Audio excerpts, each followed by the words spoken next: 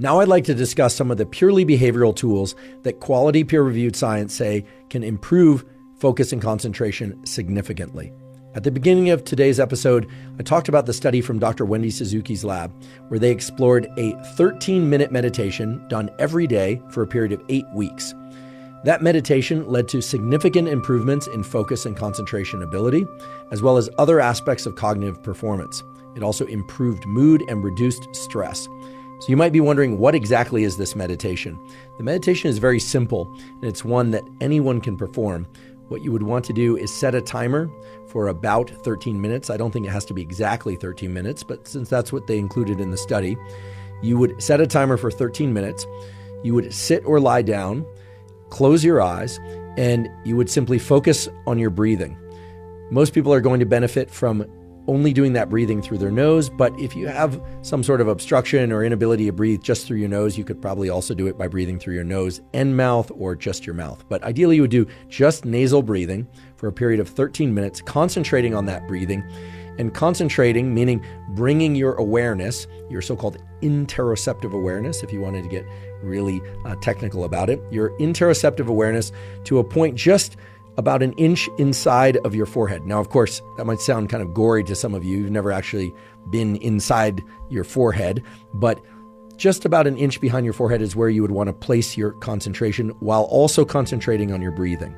Now, here's the thing about meditation that all studies of meditation show, which is that unless you are a very experienced meditator, your concentration, your focus will drift away from your breathing and away from that location about an inch inside your head, inside your brain, about just behind your forehead.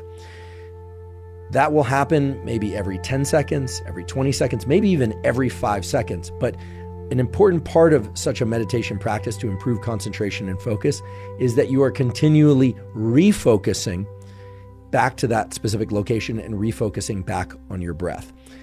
This is something that, again, is not often discussed. People think that if you do a meditation and you're supposed to concentrate on your breath, that if your mind drifts, that somehow you failed in that meditation. But actually, that's not the case.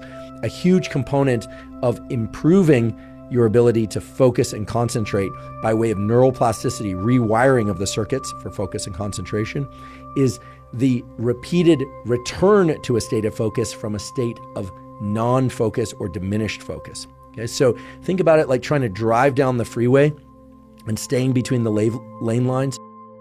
And every once in a while, because there's a bit of drift on the vehicle, maybe the wheels aren't aligned correctly, or there's something else wrong with the chassis or the steering device, it starts to drift right a little bit. Then you hit the rumble strip, and then you pull back to the center. That's really what a focused meditation practice is about, as opposed to expecting yourself to stay between the mental lane lines, so to speak. So if you're somebody who's going to do a practice of the sort that I described, 13-minute meditation practice every day, you'd want to sit or lie down, close your eyes, start to concentrate on your breath, focus your attention on a location about an inch behind your forehead, and then fully expect that at some point you'll be thinking about something else, and that's a cue to focus back to that location just about an inch behind your forehead and back to your breath.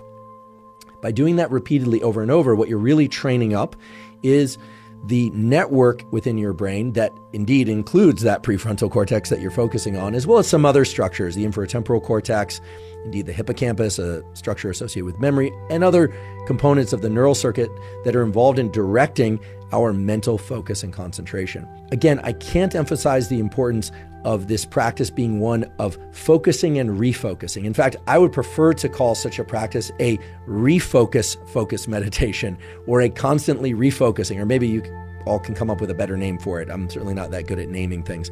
But this sort of meditation practice has been shown in the study by the Suzuki lab and other studies to really improve people's ability to focus and remain focused. So much so that in the beautiful book, Altered States, they describe a number of different meditation practices, some a little bit longer than the one that I described, one that's 17 minutes, another one that's 30 minutes. Some people meditate as long as 60 minutes a day, although that's quite a long time in my opinion. The point here isn't how long you focus or somehow trying to achieve total focus for the entire 13-minute or 17-minute or 60-minute bout of meditation.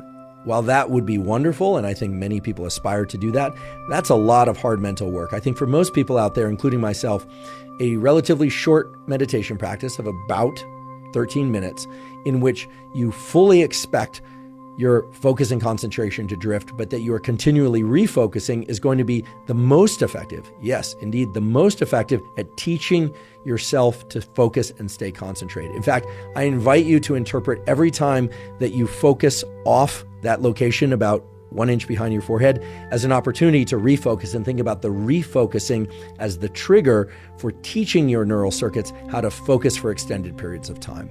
And as a bonus to that sort of meditation practice, the study from Wendy Suzuki's lab also showed that people experience improvements in sleep and improvements in memory. So not just improvements in mood and reduction in stress and improvements in focus and concentration, but all these other positive benefits from just doing that 13-minute-a-day meditation practice. It's one that I've started to adopt and have felt tremendous benefit from, and that I encourage many of you to try as well.